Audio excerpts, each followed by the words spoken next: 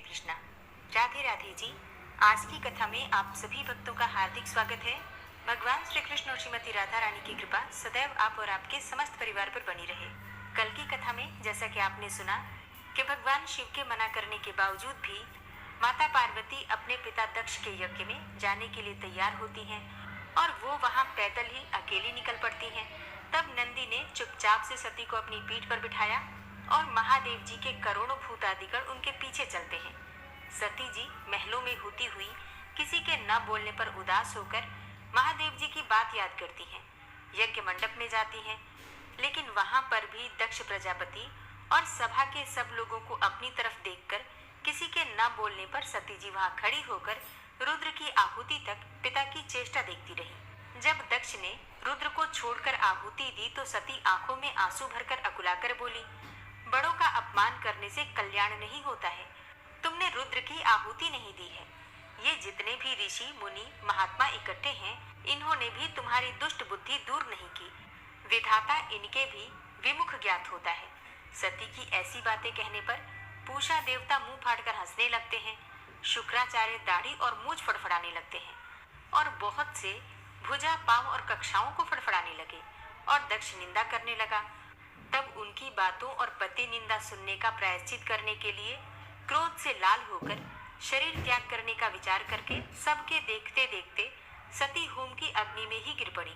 सती के गिरते ही बड़ा हाहाकार मच गया। महादेव जी के गण भागकर शिव जी के पास पहुंचे और दक्ष यज्ञ की सारी कथा कह सुनाई। भगवान शिव जी ने यह सुनते ही उठकर कालांतक के समान क्रोध से एक जटा उखाड़कर पृथ्वी पर दे मारी, जिससे बड़ा बलवान महाकाय वीरभद्र उत्पन्न हुआ। उसके सहस्त्र भुजा थी और रूप यमराज के समान था और वह महादेव जी के सम्मुख हाथ जोड़कर कहने लगा कि क्या आज्ञा है। यह सुनकर रुद्र भगवान क्रोध करके अपने सम्मुख खड़े हुए वीरभद्र से बोले कि तुम बड़े बड़े बलवान भूतगणों को अपने साथ ले जाकर मेरे निंदक दक्ष का नाश कर दो, जिसके कारण मेरी प्रिया सती को शरीर त्यागना पड़ा है। महादेव जी की आज्ञा पाकर वे सभी और देवता असुर मनुष्य आदि सब सुगटों को मार गिराया, पूषा के दांत उखाड़ डाले तथा दुरात्मा भृगु की दाढ़ी मूछ भी उखाड़ डाली। जिसने जो अंग फटकाया था उसका वही अंग वीरभद्र ने उखाड़ फेंका और दक्ष के सिर की रक्षा भृगु के मंत्र बल से करने के कारण बड़े उद्योग करने पर भी सिर न कटा। तब रुद्र ने स्वयं आकर उस दुरात्मा का सिर काटकर अलग कर दिया और यज्ञ में जो आए थे उनका संहार करके गणों सहित कैलाश को चले गए। मरने से जो बचे थे वे ब्रह्मा जी की शरण में गए। उनको संग लेकर ब्रह्मा जी कैलाश को पहुंचे। महादेव जी का क्रोध शांत कर समझा बुझाकर उन्हें यज्ञशाला में ले गए और जो यज्ञ में मारे गए थे उन सबको जीवन दान कराया। भगवान सदाशिव ने दक्ष के धड़ पर बकरे का सिर रख दिया। उसी से उनकी प्रसन्नता के लिए बम बम बम किया जाता है। बकरे की दाढ़ी भृगु जी के मुख पर लगा दी। पूषा के जहां तहां अंग लगाकर सबके सिर जोड़कर और सबका कल्याण कर दिया। दक्ष का यज्ञ पूरा कराकर देवता अपने अपने स्थानों को गए और शिव जी नैष्ठिक ब्रह्मचर्य व्रत धारण करके गंगा तट पर पुन्नाग वृक्ष के नीचे तप करने लगे। दक्ष पुत्री सती ने हिमाचल के घर उसकी स्त्री मेनका के गर्भ से जन्म लिया और वहीं पर उनका पालन पोषण होने लगा। इतने में ही तारकासुर नामक एक राक्षस उत्पन्न हुआ और परमेष्ठी ब्रह्मा से वर पाया, सिवाय रुद्र के महाबली पुत्र के तू किसी से भी नहीं मरेगा। अब यह बात सुनकर उसने सोचा कि शिव जी के तो कोई स्त्री है ही नहीं, पुत्र कहाँ से होगा। वह सब लोगों और देवताओं को सताने लगा। तब देवताओं ने दुख पाकर ब्रह्मा जी की शरण ली। ब्रह्मा ने देवताओं को समझाया कि रुद्र भगवान की पत्नी सती ने पहले अपने पिता के यज्ञ में शरीर त्याग कर अब हिमाचल के घर जन्म लिया है, जिनका नाम है पार्वती, और रुद्र भगवान हिमाचल के शिखर पर घोर तप कर रहे हैं। किसी तरह पार्वती का पाणी ग्रहण रुद्र भगवान से कराना चाहिए। ब्रह्मा के ये वचन सुनकर सब देवता इंद्र आदि को लेकर अमरावतीपुरी में गए और फिर बृहस्पति से सलाह करके अपने कार्य की सिद्धि के लिए इंद्र ने नारद और कामदेव को बुलवाया। उन दोनों को बुलाकर नारद जी को हिमाचल के पास कहला भेजा कि वह अपनी पुत्री को, जो कि पहले दक्ष की कन्या थी, उसको शिव जी की पत्नी बनाने को नियुक्त करें। अब नारद जी से जैसा कहा गया था वैसे ही करने चले गए। फिर कामदेव से कहा कि सब देवताओं और महादेव जी के हित के लिए बसंत ऋतु को संग लेकर रुद्र भगवान के तपोवन में चारों ओर मनोहर बसंत ऋतु का विस्तार करो और फिर जब वहां पार्वती जी महादेव जी के पास पहुंच जाएं, तब धनुष पर बाण चढ़ाकर ऐसा मारो कि महादेव जी के मोहित होने पर, उनका संगम होने पर सब कार्य पूरे हो जावें। अब कामदेव ने जो आज्ञा कहकर बसंत ऋतु अपनी स्त्री और अनुचरों को संग लेकर उस ओर शीघ्र जाकर अपनी शक्ति से असमय में बसंत ऋतु उत्पन्न कर दी, जिससे चारों ओर वन में शीतल मंद सुगंधित वायु चलने लगी। दैवात उसी समय महादेव जी भी पार्वती की सेवा से प्रसन्न होकर उन्हें कुछ कहने लगे। तब कामदेव ने प्राण प्रिया के संगम का उचित समय जानकर महादेव जी के पीछे वृक्ष की ओट से एक बाण छोड़ दिया, जिससे कि महादेव जी ने मन चंचल होने से चित्त में व्याकुल होकर इधर उधर देखा तो कामदेव दिखाई पड़ा। अब क्रोध से अपने मस्तक के तीसरे नेत्र को खोलकर पार्वती को दूर करके ऐसी तीक्ष्ण अग्नि प्रकट की कि सब संसार भयभीत हो गया और उस अग्नि से धनुष बाण सहित कामदेव भस्म हो गया। देवता अपने कार्य की सिद्धि समझकर तथा वसंत और रति भयभीत होकर भाग गए। पार्वती डर के मारे आंखें बंद करके दूर हट गईं और महादेव जी भी अंतर्ध्यान हो गए। हित की इच्छा करने वाले देवताओं को कुछ भी फल की सिद्धि नहीं हुई, उल्टा अनर्थ हुआ। जो कोई साधुओं के संग दुष्टता करते हैं, उनका कहना ही क्या है। इसी प्रकार साधुओं की सेवा न करने से इक्ष्वाकु के पुत्र ने दुख भोगा और अनेकों बुरी योनियों में जन्म लिया। जो मनुष्य रात दिन इस पुण्य चरित्र रूपी पुराने इतिहास को सुनते हैं, वे जन्म मृत्यु बुढ़ापा आदि समस्त दुखों से निस्संदेह छूट जाते हैं। मैथिल ने पूछा कि हे ब्राह्मण, कामदेव के जल जाने के बाद उसकी उत्पत्ति कैसे हुई। यह सुनकर श्रुतदेव स्वामी कार्तिक के जन्म की कथा कहने लगे, जिसके सुनने से पाप नष्ट हो जाते हैं, यश व पुत्र मिलते हैं और सब रोगों का नाश हो जाता है। जब महादेव जी ने कामदेव को भस्म कर दिया, तब उनकी स्त्री रति मूर्छित हो गई और फिर चेत होने पर अनेकों प्रकार से विलाप करके शरीर त्याग करने लगी और फिर अंतिम क्रिया करने के लिए बसंत को बुलाया। बसंत ने आकर रति को समझाया कि आत्मघात करना धर्म का हेतु नहीं है, लेकिन रति के न मानने पर बसंत ने नदी के तट पर चिता बनाई और रति गंगा में स्नान कर संपूर्ण क्रियाकर्म से निश्चिंत होकर सब इंद्रियों को रोककर और मन को आत्मा में लीन कर चिता पर चढ़ने को उद्यत हुई। तभी आकाशवाणी हुई कि हे कल्याणी, हे पति में अत्यंत प्रेम रखने वाली, तू चिता में प्रवेश मत कर। तेरा पति महादेव जी के प्रसाद से तथा यदुवंशी कृष्ण भगवान से पुनः पैदा होगा। ऐसे क्रम से 2 जन्म होंगे। तब दूसरे जन्म में श्री कृष्ण से रुक्मिणी के गर्भ से तेरा पति होगा। उसका नाम होगा प्रद्युम्न और तू ब्रह्मा के शाप से शंकर के घर में निवास करेगी। वहीं प्रद्युम्न नाम के तेरे पति से तेरा मिलन होगा। ऐसा कहकर आकाशवाणी समाप्त हो गई। तब रति ने चिता में प्रवेश नहीं किया। फिर सब देवताओं ने रति को वरदान देकर उसको शांत किया और कहा कि हे कामप्रिय, अब तेरा पति अनंग कहलाएगा और अंग वाले की तरह मरा हुआ भी दिखाई देगा। पूर्व कल्प में तेरा पति सुंदर नाम का राजा था। उस जन्म में तू ही उसकी पत्नी रजशंकर कारिणी हुई थी। इसी से तेरी यह दशा हुई है। अब तू वैशाख मास में प्रातःकाल मंदाकिनी नदी में स्नान कर और मधुसूदन भगवान का पूजन कर और उनकी दिव्य कथा सुनकर अशून्य शयन नाम का व्रत आरंभ कर दे। ऐसा करने से तेरा पति तुझे अवश्य मिल जाएगा, इसमें कोई संदेह नहीं है। रति को ऐसा वर देकर सब देवता अपने अपने स्थान को चले गए और रति भी क्लेश से निवृत्त हो गई। मेष की संक्रांति में गंगा स्नान करके अशून्य शयन व्रत धारण करते ही उसे तत्काल कामदेव दिखाई दिया।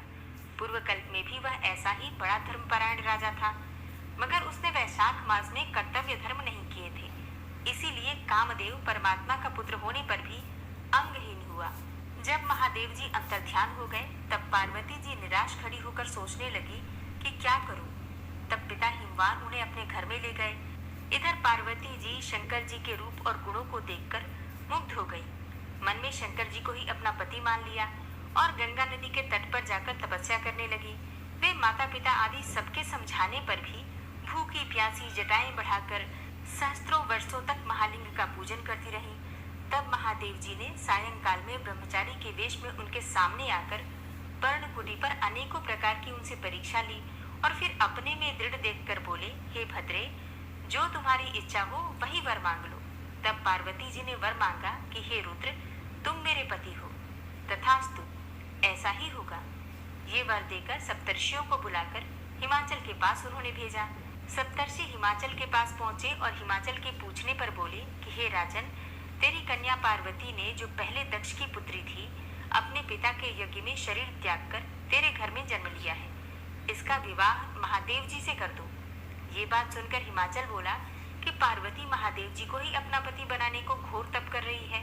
मैं भी अत्यंत हर्ष से अपनी कन्या महादेव जी को दे चुका हूँ। अब आप वहां पधारो जहां महादेव जी हैं। हिमाचल का उत्तर लेकर सप्तर्षि महादेव जी के पास जाकर और विवाह निश्चित करके चले गए। तब तो लक्ष्मी आदि सब देवियां तथा विष्णु आदि सब देवता बाराती बनकर चले और महादेव जी सब देवता, मुनि, छहों मातृका आदि को तथा भूतगणों को साथ लेकर बैल पर चढ़कर चले। उनके आगे शंख, मृदंग आदि अनेकों बाजे बजने लगे और वेद की ऋचा के पाठ होते हुए हिमाचल की पुरी में जा पहुंचे। तब शुभ लगन में शिव पार्वती का विवाह संपन्न हो गया, जिससे कि त्रिलोकी में आनंद छा गया। इस महोत्सव के पूर्ण होने पर शंकर जी पार्वती जी के साथ स्वच्छंदता से हिमाचल के शिखर पर सहस्त्रों दिव्य वर्षों तक रमण करते रहे। महादेव जी द्वारा पार्वती जी के साथ नित्य प्रति रमण करने पर भी गर्भ स्थिति नहीं हुई, तो देवताओं को घोर चिंता उत्पन्न हुई कि हमारे कार्य की सिद्धि कठिन है। तब खूब विचार करके अग्नि को बुलाकर उसका अत्यंत सम्मान कर जहाँ महादेव जी रमण कर रहे थे वहां भेजा और कहा कि जब महादेव जी रमण कर चुके हों तू प्रकट होकर उनके सम्मुख चले जाना, जिससे कि पुनः रमण न करें, क्योंकि तुझे देखकर पार्वती जी लज्जा के मारे वहां से हट जाएंगी।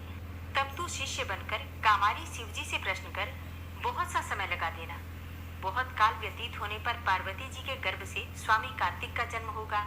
फिर अग्नि देवताओं से विदा होकर महादेव जी के पास गए, जिससे वस्त्रहीन पार्वती को बड़ी लज्जा उत्पन्न हुई और रमण छोड़कर अलग हट गई। तब महादेव जी को बड़ा क्रोध हुआ और अग्नि से बोले, हे दुर्मते, इस स्खलित वीर्य को जो दुस्सा है तू ग्रहण कर। उस प्रचंड वीर्य के उदर में प्रवेश होने से अग्नि ने दुखित होकर स्वर्गलोक में देवताओं के पास जाकर सब वृतांत कहा, जिससे कि देवताओं को वीर्य के स्थित हो जाने से हर्ष हुआ, परंतु प्रसव कैसे होगा इसका अत्यंत दुख भी हुआ। अग्नि के उदर में महादेव जी का तेजोमय वीर्य बढ़ने लगा। 10 महीने हो गए और प्रसव का कोई उपाय ही नहीं हुआ। तब अत्यंत दुखी होकर देवताओं को संग लेकर महायशस्विनी गंगा के पास जाकर सब स्तुति करने लगे। हे माता, तू देवताओं के निमित्त शंकर के इस तेज को धारण कर। जो अग्नि के प्रसव बढ़ रहा है वह स्त्री न होने के कारण प्रसव नहीं होता है, हमारी रक्षा कर। ऐसी प्रार्थना करने पर गंगा ने कहा, तथास्तु।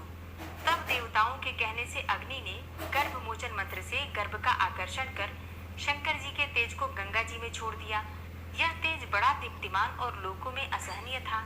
कुछ मास पर्यंत गंगा जी भी उसे सहन न कर सकी और जल सूख गया और रक्त कलेवर दिखाई देने लगा। तब अत्यंत दुख से व्याकुल होकर अपने उदर एवं गर्भ को त्याग दिया, जो पर्वतों में गिरा, जहाँ विदीर्ण होकर उस गर्भ के 6 भाग हो गए। तब ब्रह्मा जी की भेजी हुई 6 कृतिकाएं आई और उन्होंने शरकंडों से विभिन्न शांभव तेज के 6 भागों को ग्रहण करके 6 मुख का पुरुष बनाया। जिसका शरीर एक ही था उसे बहुत दृढ़ कर दिया। यह पुरुषाकार 6 मुखी शरीर बहुत समय तक शरकंडों में वैसे ही पड़ा रहा, उसका कोई रक्षक नहीं था। एक दिन बैल पर चढ़े हुए महादेव पार्वती जी उसी स्थान से होकर श्रीशैल को जा रहे थे कि सहसा पार्वती जी के स्तनों से दूध की धार बहने लगी। तब विस्मित होकर पार्वती जी ने महादेव जी से अकस्मात स्तनों से दूध बहने का कारण पूछा। महादेव जी बोले, तेरा पुत्र यहीं नीचे पड़ा है और अपने रमण की बात तथा अग्नि का वहां आना, जिससे पार्वती को उसे देखने से लज्जा के मारे हट जाना और वीर्य स्खलित होने से क्रोध में आकर अग्नि के मुख में छोड़ देना और गंगा जी के जलने से गंगा का शरकंडों में छोड़ देना और वहां पर उनके 6 भाग हो जाना तथा मातृकाओं के दृढ़ कर देने का सारा वृतांत सुनाया। फिर कहा कि उसकी आकृति पुरुष किसी हो गई है, उसी को देखकर तेरे स्तनों से दूध टपक रहा है। इसका पराक्रम विष्णु के समान होगा, तो इसका पालन पोषण कर। यही तेरा औरस पुत्र है, इसे उठाकर ले चल। महादेव जी की बात सुनकर पार्वती जी बालक को उठाकर गोदी में बिठाकर दुग्ध पान कराने लगी और पुत्र स्नेह में तत्पर होकर महादेव जी के साथ कैलाश को गई और पुत्र का पालन करके अत्यंत संतुष्ट हुई। हे राजन, यह कुमार के जन्म की कथा मैंने तेरे सामने कही। इसे नित्य प्रति सुनने से उनके पुत्र पौत्र आदि की वृद्धि होती है इसलिए वैशाख मास में धर्म करने से स्त्रियों का विधवा योग मिट जाता है तथा अत्यंत पुण्य होता है। इसी के प्रभाव से अनंग कामदेव भी शांत हो गया। जो लोग इस मास में बिना स्नान दान किए बिता देते हैं, उन्हें बहुत से धर्म करने पर भी अनेकों दुख भोगने पड़ते हैं। इसीलिए यही एक मास संपूर्ण धर्मों के करने के लिए हितकारी है। हरे कृष्णा। आज की कथा का यहीं पर समापन करती हूँ। उम्मीद करती हूँ यह कथा आपको पसंद आई होगी। ओम विश्वम विश्वरूपचटकारो भूत भव्य भवत् प्रभु भूतकृत भूतभृत बाबु भूतात्मा भूतवाहन भूतात्मा परमात्मा च मुक्तानां परमागति अव्ययः पुरुषः साक्षी क्षेत्रज्ञो अक्षर एव च योगो योगविदां नेता प्रधान पुरुषेश्वर नारसिंह वपु श्रीमान केशवः पुरुषोत्तम सर्वः शर्वः शिवस्थाणुर्भूतातिर्निधिर्व्ययः संभवो भावनो भर्ता प्रभवः प्रभुरीश्वरः स्वयंभू शंभुरादित्य उत्कराक्षो महास्वनः अनादिनिधनो धाता विधाता धातुरुत्तमः अप्रमेयो ऋषिकेश पद्मनाभो अमरप्रभु विश्वकर्मा मनुस्त्वष्टा स्थविष्ठा स्थविरो ध्रुवः आग्राह्यः शाश्वतः कृष्णो रोहिताक्ष प्रदर्दन प्रभूतस्त्रिकगुप्धाम पवित्रं मङ्गलं परम् ईशानः प्राणदः प्राणो ज्येष्ठः श्रेष्ठः प्रजापति हिरण्यगर्भो भूगर्भो माधवो मधुसूदनः ईश्वरो विक्रमी धन्वी मेधावी विक्रमः क्रमः अनुत्तमो दुराधर्षः कृतज्ञः कृतिरात्मवान् सुरेशः शरणं शर्म विश्वरेतः प्रजाभव संवत्सरो व्याल प्रत्ययः सर्वदर्शनः अज सर्वेश्वर सिद्ध सिद्धे सर्वादिर्च्युत वृषाकपिर्मेयात्मा सर्वयोग विनिश्रित वसुर्वसुमना सत्य समात्मा संमितः सम अमोघ पुंडरीकाक्षो वृषकर्मा वृषाकृति रुद्रो बहुशिरा बभ्रुर्विश्वयोनिः शुचिश्रवा अमृतः शाश्वतस्थाणुर्वरारोहो महातपः सर्वगः सर्वविद्भानुर्विश्वक्सेनो जनार्दनः वेदो वेदविद्व्यंगो वेदांगो वेदवित्कविः लोकाध्यक्ष सुराध्यक्षो धर्माध्यक्ष कृताकृता चतुरात्मा चतुर्व्यूहश्चतुर्दष्टश्चतुर्भुजा राजेश्रुर्भोजनं भोक्ता सहिस्रुर्जगदाति च अनको विजयोजेता विश्वयोनिः पुनर्वसु उपेन्द्रो वामनः प्रांशुर्मोघः शुचिरुर्जिता अतीन्द्रः संग्रहः सर्गो धृतात्मा नियमो यमः वेद्यो वैद्यः सदा योगी वीरः माधवो मधु अतीन्द्रियो महामायो महोत्साहो महाबलः महाबुद्धिर्महावीर्यो महाशक्तिर्महाद्युति अनिर्देश्य वपु श्रीमान मेयात्मा महाधृतिर् महेश्वासो महीभर्ता श्रीनिवास सतां गति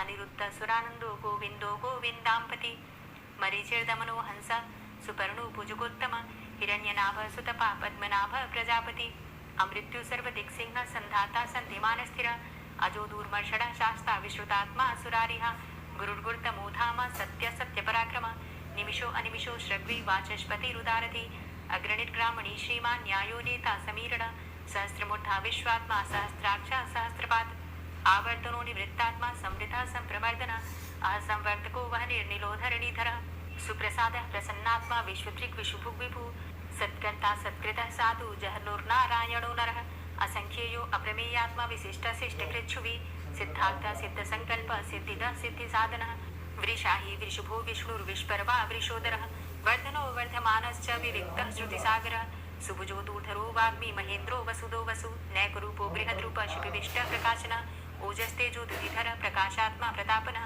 ऋद्धस्तष्टाक्षरो मंत्रश्चंद्रांशुर्भास्करदुतिः अमृतांशुद्भवो भानु शशबिन्दु सुरेश्वरः औषधं जगतः सेतु सत्यधर्म पराक्रमः भूतभव्य भवन्नाथ पवनः पावनो नलः कामः कामकृत्कान्तः कामः कामप्रदः प्रभु युगाधिकृत युगावर्तो नैकमायो महाशनः अदृश्य व्यक्तरूपश्च सहस्रजित् अनन्तजित् इष्टो अविशिष्ट शिष्टेष्ट शिखण्डी नहुसो वृष क्रोधः क्रोधकृत्कर्ता विश्वबाहुर्महीधरः अच्युतः प्रतितः प्राणः प्राणदो वासवानुजः अपां निधिर्दिष्टानं प्रमत्तः प्रतिष्ठितः स्कन्दः स्कन्दधरो धूर्यो वरदो वायुवाहनः वासुदेवो बृहद्भानुरादिदेवः पुरन्दरः अशोकस्तारणस्तारः शूरः सौरिर्जनेश्वरः अनुकूलः शतावर्त पद्मी पद्मनिवेक्षणः पद्मनाभो अरविन्दाक्ष पद्मगर्भ शरीरभृत् महर्धिरित्तो वृद्धात्मा महाक्षो गरुडाध्वजः अतुलः शरभो भीमो समयज्ञो हविर्हरि सर्वलक्षण्यो लक्ष्मीवान समितिञ्जयः वीक्षरो रोहितो मार्गो हेतुर्दामोदरः सह महीधरो महाभागो वेगवान् मिताशनः उद्भवः शोभनो देवः श्रीगर्भः परमेश्वरः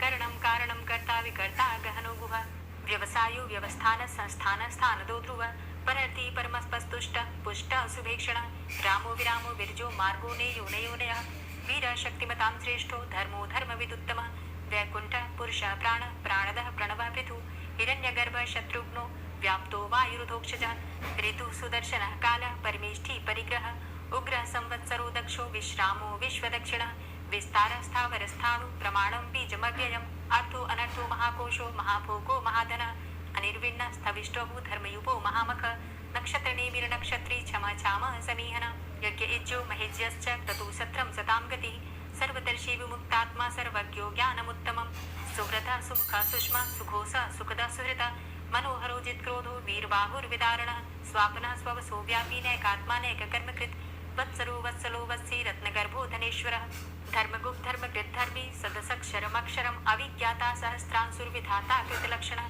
गवस्थिनेमिः सत्त्वस्थ सिंहो भूतमहेश्वरः आदिदेवो महादेवो देवेशो देवभृद्गुरुः उत्तरो गोपतिर्गोप्ता ज्ञानगम्यः पुरातनः शरीरभूतभृद्भोक्ता कपीन्द्रो भूरि दक्षिणः सोमो अमृतपः सोमः पुरुजित् पुरुषोत्तमः विनियोजय सत्यसन्धो दाशाः सात्वताम्पति जीवो विनयिता साक्षी मुकुन्दो अमितविक्रमः अम्भो निद्रणन्तात्मा महोदधी शयोन्तकः अजोमहारः स्वाभाव्यो जितामित्रः प्रमोदनः आनन्दो नन्दनो नन्दः सत्यधर्मा त्रिविक्रमः महर्षि कपिलाचार्यः कृतज्ञो मेदिनीपति त्रिपदस्त्रिदशाध्यक्षो महाशृङ्गः कृतान्तकृत् महावराहो गोविन्दः सुखेणः कनकाङ्गदी गुह्यो गभीरो गहनो गुप्तश्चक्रगदाधरः वेधा स्वाङ्गो अजितः कृष्णो दृढः सङ्कर्षणोच्युतः वरुणो वारुणो वृक्षः पुष्कराक्षो महामनाः भगवान् भगानन्दी वनमाली हलायुधः आदित्यो ज्योतिरादित्यः सहिष्णुर्गतिसत्तमः सुधन्वा खण्डपरशुर्दारुणो द्रविणप्रदः दिविस्त्रिक्सरदृग्व्यासो वाचस्पतिर्योनिजः त्रिसामा सामगः साम निर्वाणं भेषजं भिषक्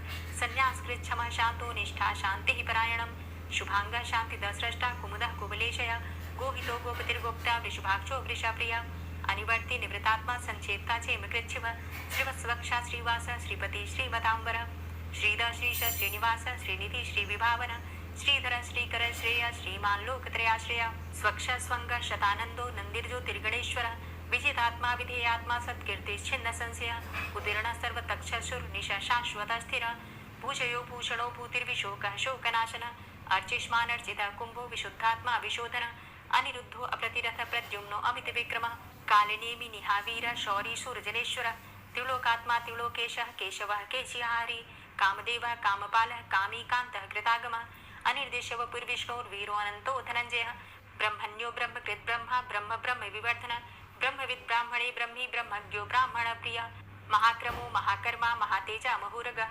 महाक्रतुर्महायज्वा महायज्ञो महाहवि स्तव्यः स्तव प्रिय स्तोत्रं स्तुति स्तोतारण प्रिय पूर्णः पुरैता पुण्य पुण्यकीर्तिर्नामया मनोजवस्तीर्थकरो वसुरेता वसुप्रद वसुप्रदो वासुदेव वसुर्वसुमनाहवि सद्गतिः सत्कीर्तिः सत्ता सद्भूति सत्परायणः शूरसेनो यदुश्रेष्ठः सन्निवासः सुयामुनः भूतावासो वासुदेवः सर्वासु निलयोनलः दर्पः दर्पदो दृप्तो दूठरोधा पराजितः विश्वमूर्तिर्महामूर्तिर्दीप्तमूर्तिर्मूर्तिमान् अनेकमूर्तिरव्यक्तः शतमूर्तिः शताननः एको नैकः सवकः किं यत्तत्पदमनुत्तमं लोकबन्धुर्लोकनाथो माधवो भक्तवत्सलः सुवर्णवर्णो हेमाङ्गो वराङ्गश्चन्दनाङ्गदी वीरः विषमः शून्यो घृताशीरचलश्चलः अमानीमानदो मान्यो लोकस्वामी त्रिलोकदृक् सुमेधा मेधजो धन्यः सत्यमेधाधराधरः तेजोवृषः विधिधरः सर्वशस्त्रभृताम्बरः प्रग्रहो निग्रहो व्यग्रो नैकशृङ्गो गदाग्रजः चतुर्मूर्तिश्चतुर्बाहुश्चतुर्व्यूहश्चतुर्गति चतुरात्मा चतुर्भावश्चतुर्वेदविदेकपात् समावर्तो अनुवृतात्मा दुर्जयो दुरतिक्रमः दुर्लभो दुर्गमो दुर्गो दुरावासो दुरारिः शुभाङ्गो लोकसारङ्ग शुतन्तुस्तन्तुवर्धन इन्द्रकर्मा महाकर्मा कृतकर्मा कृतागमः उद्भवः सुन्दरः सुन्दो रत्ननाभः सुलोचनः अर्को वालसनः शृङ्गी जयन्तः सर्वविजयी सुवर्णबिन्दुरक्षोभ्य सर्वभागीश्वरेश्वरः महाह्रदो महागर्तो महाभूतो महानिधि कुमुदः कुन्दरः कुन्दः पर्जन्यः पावनो नीलः अमृताशो अमृतवपुः सर्वज्ञः सर्वतोमुखः सुलभः सुव्रतः सिद्धः शत्रुजित् शत्रुतापनः न्यग्रोधो दुम्बरो अस्वस्थश्चाणुरान्ध्रनिषूदनः सहस्रार्चिः सप्तजीवः सप्तैधा सप्तवाहनः अमूर्तिरणगो अचिन्त्यो भयकृत् भयनाशनः अणुर्बृहत् कृशस्थूलो गुणभृन्निर्गुणो महान् अधृतः स्वधृतः स्वास्य प्राग्वंशो वंशवर्धनः भारभृति कथितो योगी योगी स सर्वकामद आश्रमश्रमण छाम सुपर्णो वायुवाहन धनुर्धरो धनुर्वेदो दण्डोदमयितादम अपराजितः सर्वसहो नियन्ता नियमो यमः सत्त्ववान् सात्विकः सत्य सत्यधर्मपरायण अभिप्रायः प्रियार्होरः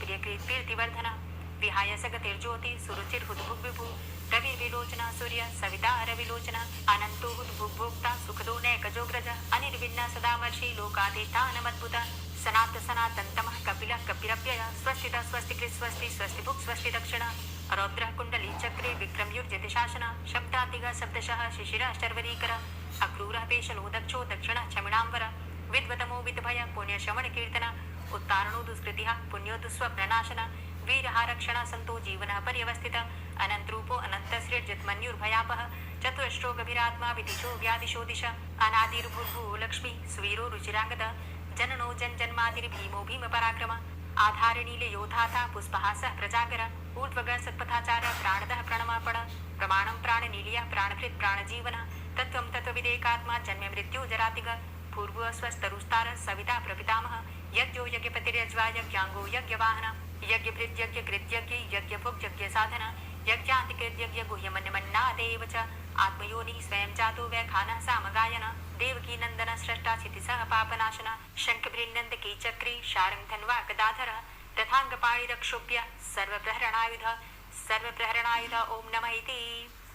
और अब आप सुनेंगे श्री तुलसी चालीसा। श्री तुलसी महारानी करो विनय सिरनाय, जो मम हो संकट विकट दीजे मात नशाय। नमो नमो तुलसी महारानी, महिमा अमित न जाए बखानी। दियो विष्णु तुमको सन्माना, जग में छायो सुयस महाना। विष्णु प्रिया जय जयति भवानी, तिहु लोक की हो सुख खानी। भगवत पूजा करे जो कोई, बिना तुम्हारे सफल न होई। जिन घर तव नहीं होय निवासा, उस घर कर ही विष्णु नहीं बासा। करे सदा जो तव नित सुमिरन, तेहि के काज होय सब पूरन। कार्तिक मास महात्म तुम्हारा, ताको जानत सब संसारा। तव पूजन जो करे कुंवारी, पावे सुंदर वर सुकुमारी। करे जो पूजा नित प्रति नारी, सुख संपत्ति से होय सुखारी।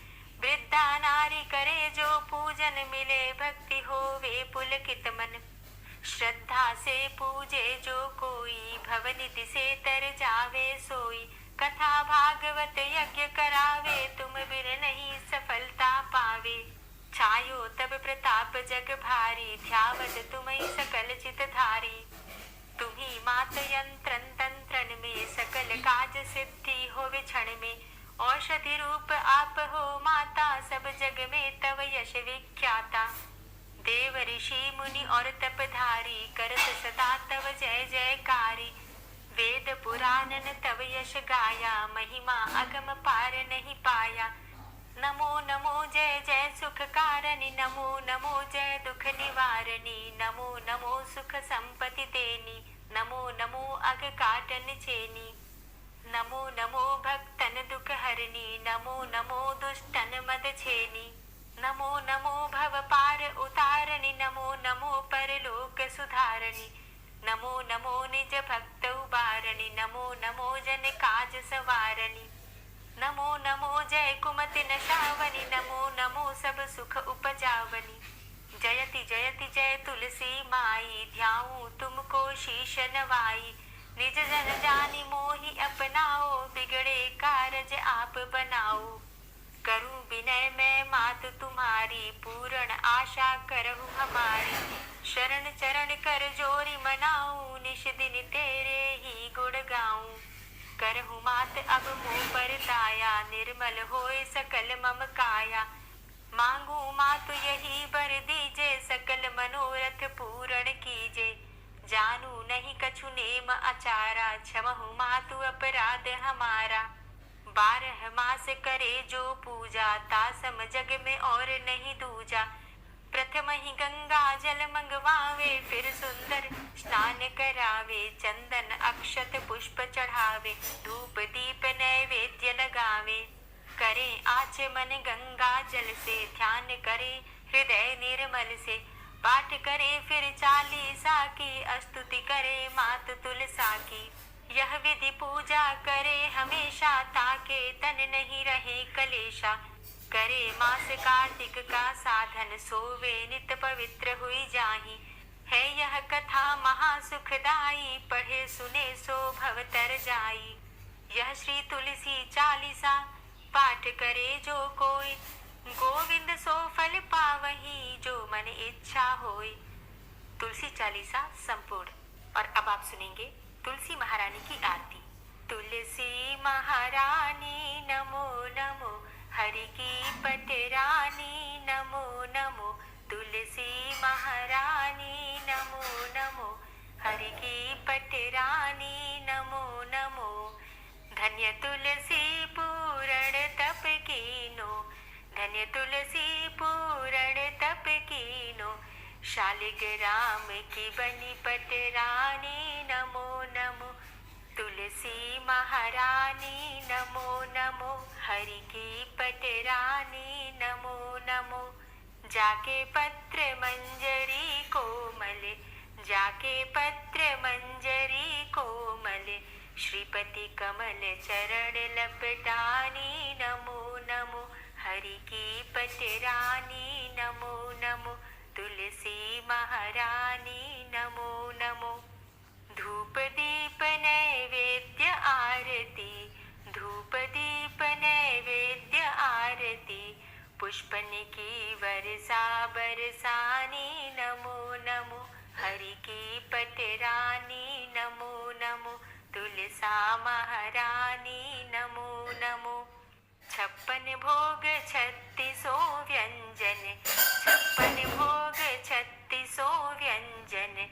बिन तुलसा हरि एक न मानी नमो नमो। तुलसी महारानी नमो नमो, हरि की पटरानी नमो नमो। सभी सखी मैया तेरो यश गावे, सभी सखी मैया तेरो यश गावे। भक्ति दान दीजे महारानी नमो नमो। तुलसा महारानी नमो नमो, हरि की पटरानी नमो नमो। नमो नमो तुलसा महारानी, नमो नमो तुलसी महारानी। तुलसी महारानी नमो नमो, हरि की पटरानी नमो नमो। तुलसी महारानी नमो नमो, हरि की पटरानी नमो नमो। प्रेम से बोलिए तुलसी मैया की जय। तो दोस्तों, उम्मीद करती हूँ कि आज की कथा आपको जरूर पसंद आई होगी। कथा पसंद आई हो तो वीडियो को लाइक जरूर कीजिए और संभव हो तो वीडियो को शेयर भी कीजिए और कमेंट बॉक्स में राधे राधे जरूर लिख दीजिए। और जो भक्त इस चैनल पर पहली बार आए हैं, अभी तक आपने चैनल को सब्सक्राइब नहीं किया है, तो आज की वीडियो अगर आपको अच्छी लगे तो चैनल को सब्सक्राइब करके बेल आइकन को जरूर प्रेस कर लीजिए। इससे ये होगा कि चैनल पर जो नई वीडियो अपलोड होंगी उनकी नोटिफिकेशन आपको सही समय पर प्राप्त होगी। मिलती मैं आपसे अगली वीडियो में, तब तक के लिए जय श्री राधे।